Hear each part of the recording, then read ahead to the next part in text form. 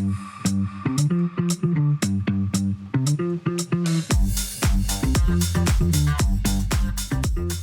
everyone, welcome to a brand new episode of the Michele Tafoya podcast. Wildcard Wednesday, our favorite day of the week. We've got a lot to cover. One thing I'm not going to cover is this whole Signal text chain with Pete Hegseth and Tulsi Gabbard and, that whole group. Why? Because I'm tired of it. It matters. I wish it hadn't happened. It's an embarrassment. And now we get to move on. And fortunately, nobody got hurt except the Houthi rebels who were supposed to get hurt. So I want to clear that up right now.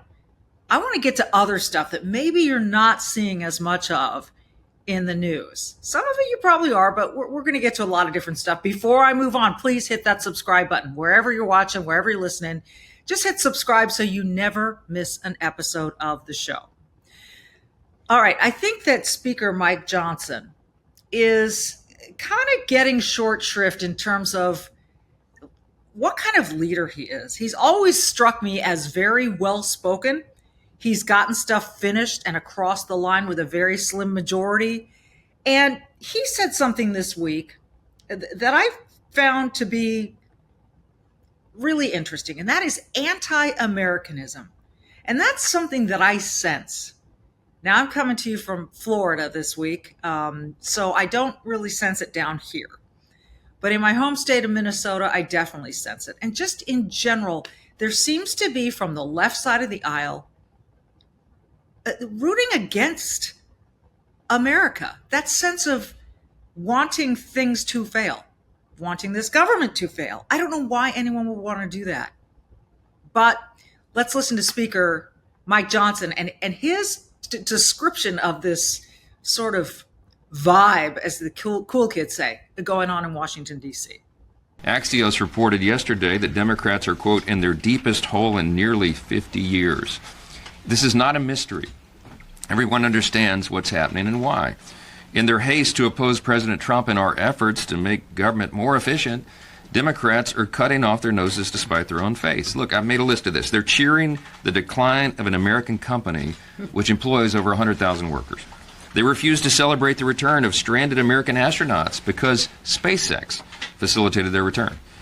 Without a hint of irony, they're trading in their electric vehicles for SUVs, as was noted earlier. All right, they publicly refuse to stand for a childhood cancer survivor, victims of violent crimes during President Trump's joint address.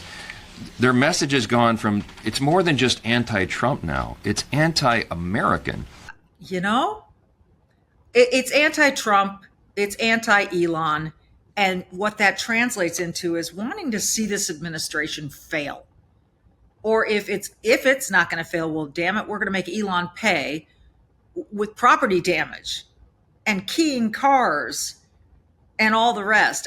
There's one Democrat, and he happens to be from my home state of Minnesota, who sounds like the most middle-of-the-road, moderate Democrat you could hear from right about now. His name's Dean Phillips. You may remember that he was the one Democrat who said, hey, Biden ain't fit for the job.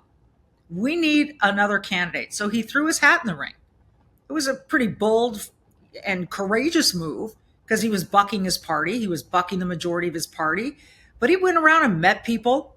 He even went to some Trump events to figure out, who these people are that go to Trump rallies. Well, he sounds reasonable. In fact, there are people in Minnesota saying this guy should just come on over to the Republican Party. I doubt he's going to do that. I think he loves his party. But he has some valid criticisms for his party as well. Let's roll cut to, again, this is Dean Phillips, no longer in Congress, but back in Minnesota and talking a lot. I really don't recognize my party. I don't recognize its principles. I surely don't see any leadership.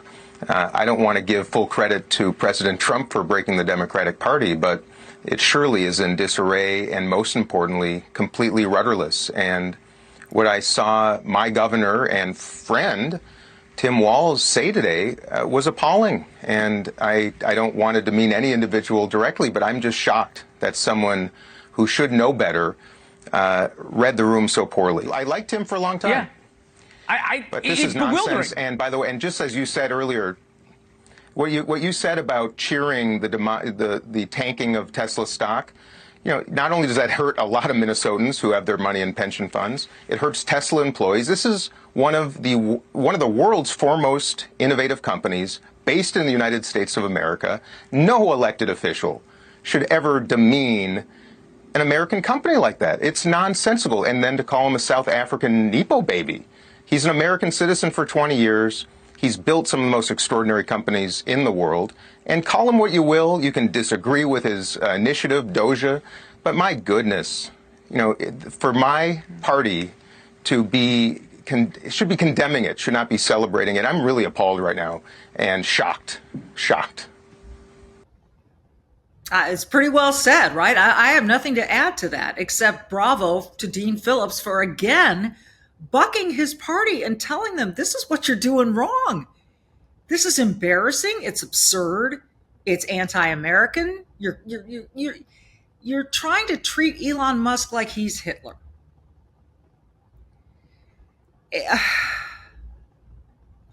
Thank you, Dean Phillips, for saying that. You and I don't agree on a whole lot of policy, but we agree on this outlook. And not only is Elon getting trashed by the Democrat Party, his cars that people paid good money for because, hey, maybe they wanted to lower their emissions. Maybe they thought they were doing something good by driving an electric car. For whatever reason, in America, you get to choose your car for now. You get to choose the car you want to drive. You get to choose the car you want to buy. You get to choose the companies you want to support. And if you don't want to support the companies, well, then just don't buy their stuff. Don't buy Bud Light if you're pissed. But don't go around stores that carry Bud Light and shooting up the refrigerated section of beer. But see, this is what's happening. This agenda of the left is to not only destroy, but to destroy physically. Okay, if you haven't seen this viral video, I'm going to share it with you. This is of a guy, and I want to say this is New Hampshire. And he comes to a parking lot where there's a Tesla. He's there, he keys it, and then tries to not deny it, but gets caught. Let's look first very carefully at this first video, Harry, of him keying the car.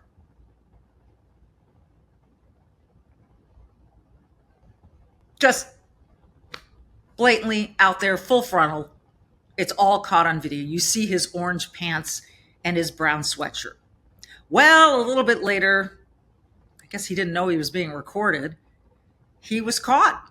The police caught up with him, and here's the conversation. Roll it, Harry. I don't know. You don't know what happened? No. Okay. Can I see some ID, please? Yeah. You as well, sir.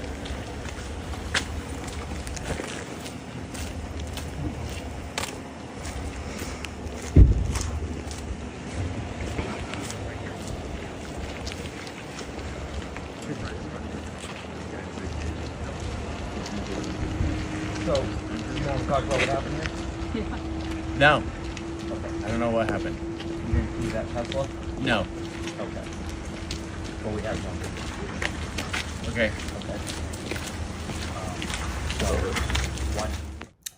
Well, we have you on camera. I know that was a little hard to hear, and those of you that are not watching on YouTube or Rumble, that maybe you're just listening.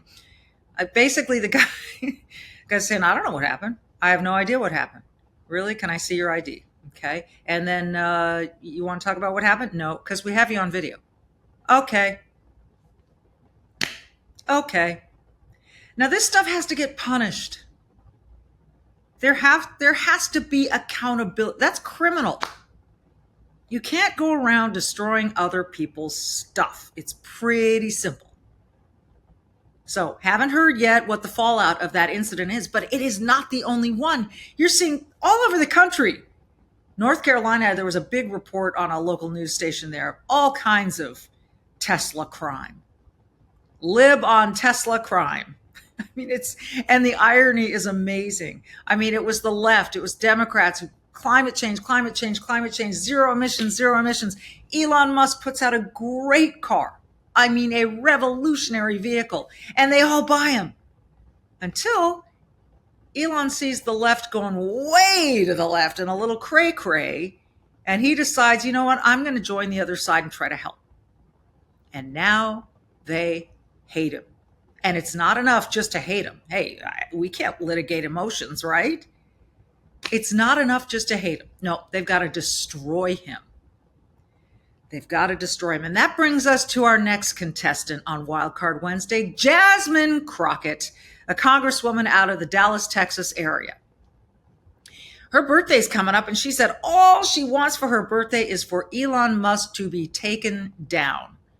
Now, I'm not sure what her definition of taken down is. We know she talked about Ted Cruz, the senator from Texas, as being someone who needed to be hit over the head. And she also had this beauty while she was appearing at a human rights celebration, some sort of ceremony, assembly, convention. And she said this about her governor. Roll it. Because we in these hot ass Texas streets, honey. Y'all know we got Governor Hot Wheels down there. Come on now. And the only thing hot about him is that he is a hot ass mess, honey. So yes. Now, she tried to deny that had anything to do with the fact that he's been in a wheelchair. That those are the wheels she was referring to. However, look back a little further in her social media traffic and you find that she liked some posts about the governor being called Hot Wheels. And this was now she's trying to say, oh, this is all about the trains, planes, and automobiles he was using to send migrants to cities with black mayors. Is it always going to come back to that, the color of a mayor's skin, rather than their character or what their policies are? It's got to do with the color of their skin. A couple people are really unhappy with Jasmine Crockett. And you might be surprised because of the color of their skin. Here's one response I found on X yesterday. Roll it, Harry. Jasmine Crockett is a ghetto. She just, she makes me angry to think that she mocks a man that a tragic accident and rose to the rank of governor of the great state of Texas and has done a great job. This is who you elected, Texas, that would mock a person in a wheelchair. How low is the Democratic Party willing to go? How low are y'all people? If it was Trump, it would be all over the news. If it was Trump, it would be over on every station in America. If Trump mocked a Democrat that was in a wheelchair. But because it's Republican, it's okay. It's okay to mock a man that cannot walk. She's a ratchet. She's a sorry excuse for a black woman. We know she's single.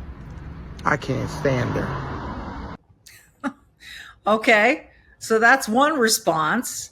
There was another that I'll read you a little bit. Laverne Spicer was on X, and I'm going to need my glasses for this. Y'all ask me why I'm so pissed at Jasmine Crockett. She goes on. This is a woman now, Laverne Spicer. You know how long black women have to wait to prove themselves in positions of power? Y'all know how much harder we have to work to prove ourselves to people? Y'all know the disadvantages black women face? So when you put a black woman as the face of the Democrat Party and all MFers is out there watching her, and she out there acting like this, it looked bad on all black women. I could go on, but there's a lot of profanity in here. There's a lot of anger. It took me like 3 screenshots to get the whole post. Her final line was, "You make me sick. Martin Luther King had a dream, and you're the MFing nightmare." Okay, so that's from one black woman to another. Now, of course, there was whataboutism. There always is. And someone posted me on X saying, what about when Trump made fun of that disabled reporter? Yeah, that was despicable too. I didn't like that either. Now, we can compare and contrast. We can talk about, well, he wasn't in office at the time he was running. It doesn't matter. It's revealing about someone's character. But the way that she's trying to backtrack this is embarrassing. She knows what she said. She knows what she meant. And that's kind of that. You know, it's there's really, to me, there's no excuse. Will she be censured? Censured. Will she be censured in Congress? I mean, our standards are getting so low for behavior in Congress. And that's on both sides of the aisle. I'm not going to give anyone a break there. But this, come on. I'm amazed, and I shouldn't be. I read a lot of history, and there was a lot of terrible stuff that happened just after the revolution was, won, all of that. It's been going on forever. I think we just see it more and hear it more now because it's blasted in our feeds all day long. All right. If you're looking to get healthier, a little turn here, I've got something for you. It's called Kimchi by Brightcore. Kimchi One is the name. Kimchi One by Brightcore Nutrition. Now, it packs in all the fermented nutrition of kimchi in convenient capsules, arming your gut with over 900 unique strains of probiotics supporting gut flora and digestion. Now, I take this product and I recommend it because all health starts in your gut. And so putting the right fermented superfood in your gut improves every aspect of your health, your skin, your hair, even your mental performance. Kimchi has even been shown to risk you reduce of obesity and promote smaller waistlines. Now, Kimchi One is all natural, made in the USA and non-GMO. And today you can get this exclusive offer. Check it out just for my viewers. 25% off with code Michele. And don't forget, it's MICHELE, 1L. Go to mybrightcore.com/Michele, mybrightcore.com/Michele, or call my friends at Brightcore for up to 50% off your order and free shipping. Give them a call. Here's the number, 888-927-5980. 888-927-5980, and their educated staff will make sure that Kimchi One is right for you. 888-927-5980, or go to mybrightcore.com/MICHELE for 25% off. Back to our Wild Card Wednesday. It's really interesting. I saw today that the price of eggs has dropped 59% since February 28th. That's pretty good. That's according to the Department of Agriculture, or the USDA, which is kind of the same thing, which is why we have so much overlap. Why do we? Anyway, the Trump plan makes sense, people say, in terms of the economy, inflation, how we're going to pay our ridiculous national security threatening debt. I think if there's one problem we continue to refuse to acknowledge, it is that. Well, if you don't believe me, and you don't believe Trump, and you don't believe Elon, how about you take a listen to this? This is a couple minutes long, but I think it's worth listening to if you haven't seen it already on X or anywhere else. This guy puts it pretty plainly. Roll the tape. Whatever you think of Trump, his economic plan makes complete sense. The US has 36 trillion in debt. In 2025, they will spend 6 trillion, but will only collect 4 trillion in revenue. So they need to borrow 2 trillion, and this will increase their debt to 38 trillion. Trump's economic plan is based on 3 levers. Number 1, cut expenses by 1 trillion, which is Doge, Elon Musk. He's targeting waste and fraud, like social security payments for people who are 150 years old. That is just fraud. 2, increasing revenue by 1 to 2 trillion through, number 1, tariffs. They will increase tariffs from 50 billion to 500 billion target. People will say, but other countries will retaliate. They will not be able to do it. The US is the biggest customer on earth. They consume 20 trillion every year. They are the biggest importer. They import 3 trillion every year. Plus, the current tariffs is actually not fair. Why should US cars entering Europe faces 10% tariffs, while the European cars entering the US just pay 2.5%. It's not fair. And because of the tariff changes, it now makes economic sense to build factories and businesses inside the US again. That means more jobs, means tax-paying businesses, and more foreign investment coming in. He will also increase revenue by deregulation. He will remove unnecessary regulations and rules, making it easier to do business so business can grow faster, generate more tax revenues. He will also make this gold card, which is offering lifetime US residency for 5 million. I think at least 1 or 2 million individuals globally can afford it. So if just 10% of them, if just 100,000 people buy this card, that's 1 trillion in incremental revenue. The third lever is he will reduce taxes.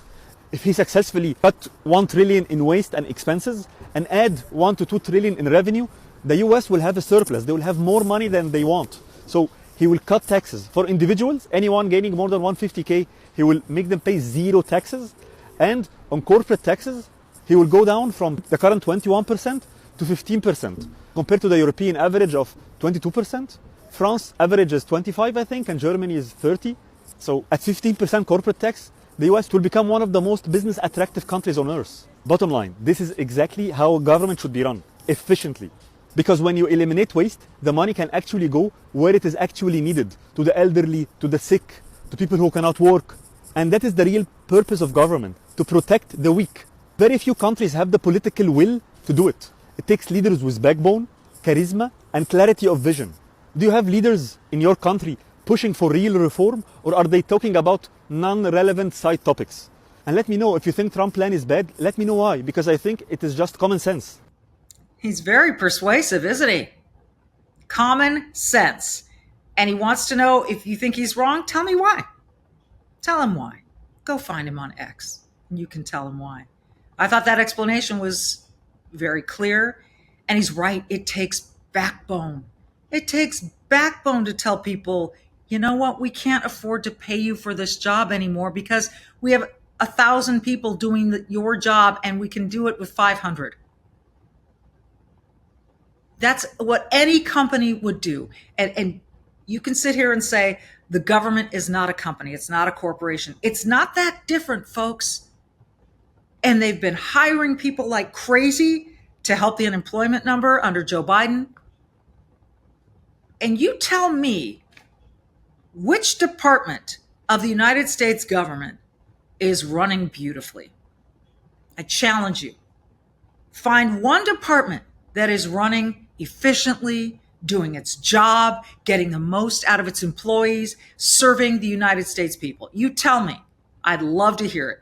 Send it to my comments on any of my social platforms. Because I don't see it. I mean, yeah, you can rely on the post office, but do you know how much, do you know that they are running at an extreme deficit? There has to be a better way. And for someone to stand up and say, yeah, I'll take the slings and arrows, because there does have to be a better way, is brave, and it takes backbone. There are a couple more people in his cabinet that have backbone. I'm going to tell you about them in a second. First, I'm going to tell you about sleep cream, because I sleep great when I use this product. It is not a pill. It is not a drug. It is a topical cream, CBD based, with some wonderful essential oils that make it smell really good. And you just put it on I put it on the insides of my forearms and elbows at night when I'm going to bed. And it allows your body to relax. The CBD in the cream allows your body to relax and sleep. And we've got a ton of people that have emailed us and said the same thing. Let me just pick one. Let me just pick one at large here. I'll just pick a random email that I've gotten. Here we go. Pleasant surprise from Diana. During a difficult time, this was a pleasant surprise as a calming cream to me. Great product, says JP. Have been having trouble sleeping. Tried this the past 2 nights. Went to sleep with no problem. So how about you? Give it a try. Here's the great thing. If it doesn't work for you, just tell them. You don't even have to send the product back. They will refund your money, guaranteed. Go to sleepcream.com, and that's sleep, CREME.com. Use the code GAMEDAY at checkout, all one word, GAMEDAY, and you'll get free standard shipping on your first order. So that's pretty nice. And again, if it doesn't work for you, let them know, and they'll refund your money in full. Sleepcream.com, sleepcreme.com, code GAMEDAY at checkout for free standard shipping on your first order. Sleepcreme.com, and have a beautiful sleep. So you just heard that gentleman talk about how this Trump plan makes sense. And if you think that everything's running smoothly and there is no waste, that's naive, and we'll let people prove it to you. Here is RFK Jr. They had a cabinet meeting at the White House. They've had a lot of those. I don't remember if Joe Biden had that many of those. The last one I saw, Jill ran it. But anyway, here's RFK Jr. on the waste he has found at Health and Human Services. Roll it. I'm very grateful to you and very grateful for the partnership with Doge, with Elon. We've identified extraordinary waste in my department and HHS. The expenditures, the budget of HHS during the Biden administration went up by 38%. The employees went up by 17%, and healthcare went down. We have 40 comms departments. We have 40 procurement departments. We have 40 IT departments, and we have 40 procurement, HR, none of them talking to each other. We are, with Elon's help, eliminating the redundancies. We are streamlining our department. We're going to go back to providing gold standard science. We're going to get the money to the scientists and to the patients rather than to the administrators and to the bureaucrats. And we're going to restore gold standard science, and we're going to make America healthy again. Thank you very much. It's great. You might have heard him say gold standard science. For those of you that love the science, he's referring to science. Okay, I remember a lot of people loved RFK Jr. until he decided to side with Trump. So I guess he is Trump adjacent. Is that the term for it? But he's found the waste. I mean, when you have that kind of duplication of tasks and departments, and they're not working well, because honestly, some government bureaucracy just isn't run well. The private sector is forced to run well because they compete with other companies in the private sector. The government doesn't have any competition, so it doesn't need to compete, and therefore it doesn't try that hard to do things well. And now you've got a couple of superstar business people in the White House who just want to say, let's run this thing the right way. And I think most Americans want that. The Secretary of Agriculture is a woman named Brooke Rollins, Secretary of Agriculture, and she too talks about excess spending. Let's hear from Secretary Rollins. Let me just add to that, and thank you. We just had a wonderful cabinet meeting, all aligned on certainly the effort to realign the government. But even at the U.S. Department of Agriculture, we've canceled a $300,000 contract educating on food justice for queer and transgender farmers in San Francisco. A similar contract we canceled in New York, again educating transgender and queer farmers on food justice and food equality. I'm not even sure what that means, but apparently the last administration wanted to put our taxpayer dollars towards that. We canceled a $600,000 contract out of Louisiana that was studying the menstrual cycles of transgender men, a $600,000 contract. We canceled another contract out of a university in the middle of the country that focused on getting more diversity, equity, and inclusion into our pest management industry. Again, these are nonsensical. It makes zero sense to use taxpayer dollars to fund these. I know these are just a few examples of the hundreds and hundreds that we have found. Okay. See, here's what happens, folks. How did these contracts even get signed in the first place? Well, someone in San Francisco, maybe in Nancy Pelosi's district, who knows, said, yeah, Nancy, vote yes on that bill, but make sure you get this little pet project in for us. We need this. And no, you don't. Necessity is the mother of invention, not government handouts. So all these things get worked in, and because they're so small, $100,000 here, $600,000 there, people go, well, this isn't going to make a dent. Let's add it all up at the end of this and find out if it makes a dent. And by the way, even if it's the smallest of dents, over the course of time, those micro changes can set you on a totally new course. This is not how taxpayer money should be spent. If you feel really strongly that you want to see money go toward queer food justice, make a donation. That's your decision. But don't ask us, the rest of us, to pay for these ridiculous projects. They may not be ridiculous to everyone, but if government is designed to protect the vulnerable, that means protecting everyone from outside and inside threats is priority number one, because we're all vulnerable to those. Everyone would like to stay alive. And then you protect the weak and the vulnerable, children being among them. It seems to me that there was some basketball owner dude who is on Shark Tank who said that you never see strong women on stage with Donald Trump. I wonder if he meant Brooke Rollins. I wonder if he meant Trump's chief of staff. I see quite a few of them. Okay. Let's just skip to this. I want to finish with a couple quick ones here. Boston is a beautiful city. It's full of history.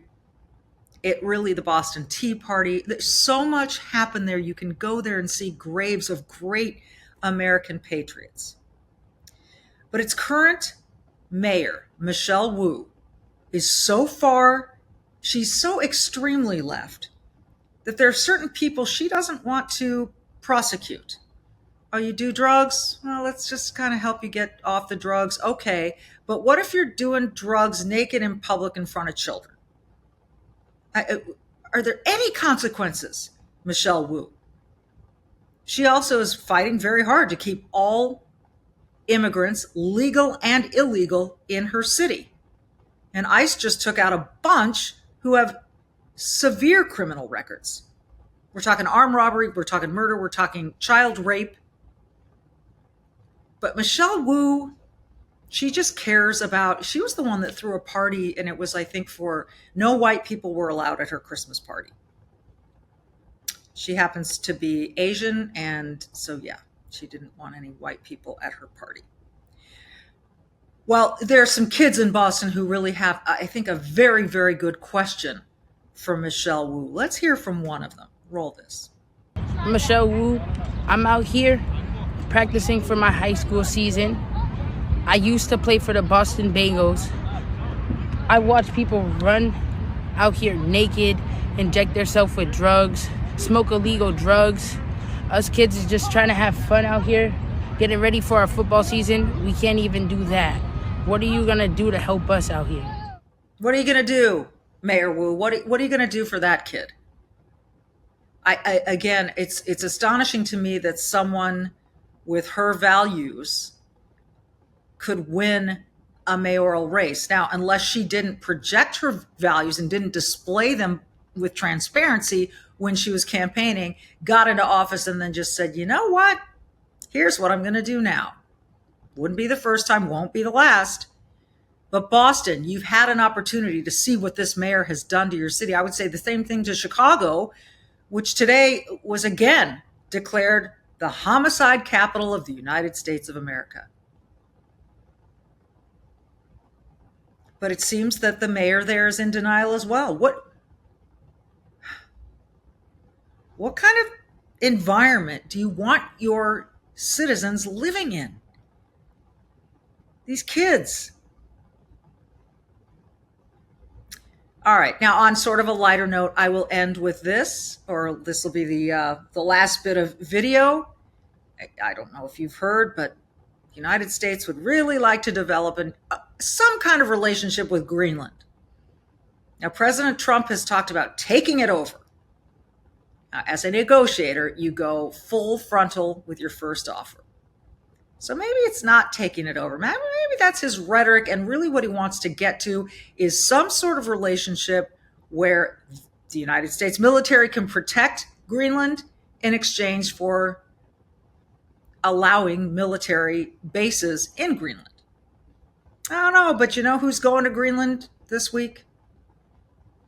Let's look. Hey guys, it's Shady Vance, the Vice President, and you know there was so much excitement around Usha's visit to Greenland this Friday that I decided that I didn't want her to have all that fun by herself, and so I'm going to join her. I'm going to visit some of our guardians in the Space Force on the northwest coast of Greenland and also just check out what's going on with the security there of Greenland. As you know, it's really important. A lot of other countries have threatened Greenland, have threatened to use its territories and its waterways to threaten the United States, to threaten Canada, and of course to threaten the people of Greenland. So we're going to check out how things are going there. And I say that speaking for President Trump, we want to reinvigorate the security of the people of Greenland because we think it's important to protecting the security of the entire world. Unfortunately, leaders in both America and in Denmark, I think, ignored Greenland for far too long. That's been bad for Greenland. It's also been bad for the security of the entire world. We think we can take things in a different direction, so I'm going to go check it out. He's a happy warrior, that one. And yes, he was a warrior. Happy warrior, that guy.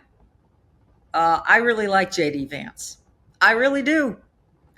Listen, there is no politician on the planet with whom I agree on every topic. I don't care which side of the aisle or independent. We're just not built that way here in America. We have our own opinions and our own thoughts. But when I think about people I want representing me to the rest of the world, representing this country to the rest of the world, because it's not about any one individual, it's about all of us. I want someone strong and capable with a spine. I want someone who's not afraid to go sit down with the most hostile regimes and say, guess what? We're pretty badass and we can damage you if you lay a finger on us. That's what I want. The United States is still the last great hope. Hey, if you don't believe me, go back and watch my episode with the woman who was born in Senegal and became a United States citizen and is now doing business in Africa and here in the United States. Magat Wade. She's pretty remarkable. Go check that one out. There are quite a few that I have with people who have come here from China, in her case, Senegal. Go check them out. Let them tell you what they lived in and what they see now. And do a little more research about the rest of the world. You're living in the best country on the planet, period. And with that, be brave, do good, and we'll see you next time.